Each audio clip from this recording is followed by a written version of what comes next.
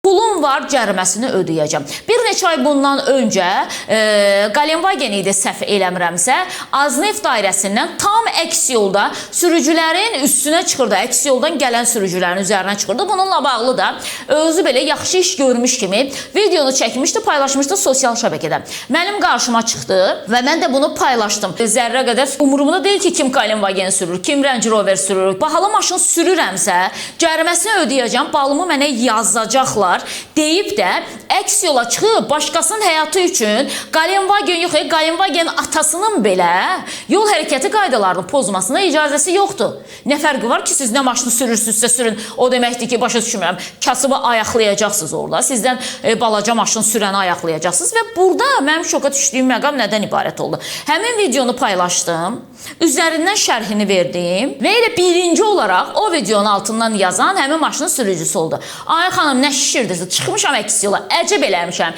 cəriməmi ödəmişəm, yaxşı eləmişəm, beləyəm və gördüm ki, onun altından nə qədər adam şərh yazıb. Əcəb eləyir, cəriməsini ödəyib, əcəb eləyib, cəriməsini ödəyib, əcəb eləyib, cəriməsini ödəyib və bir neçə ağılla düşünən izləyici var idi onların arasında. Əcəb eləyib, cəriməsini ödəyib deyən adamın qarşısına bu maşın belə çıxsaydı və onu əzib keçsəydi və yaxud da ki, yaxınını əzib keçsəydi, eyni fikri söyləyərdimi?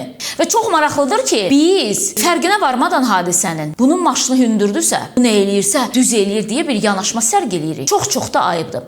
İstəyir Naziroğlu olasan, istəyir özün nazir olasan. Nə fərqi var ki, yol hərəkəti qaydası hamı üçün yol hərəkəti qaydasıdır da. Heç bir şey yoxdur ki, pozma deyir də qanunu. Yəni, nə var ki burada?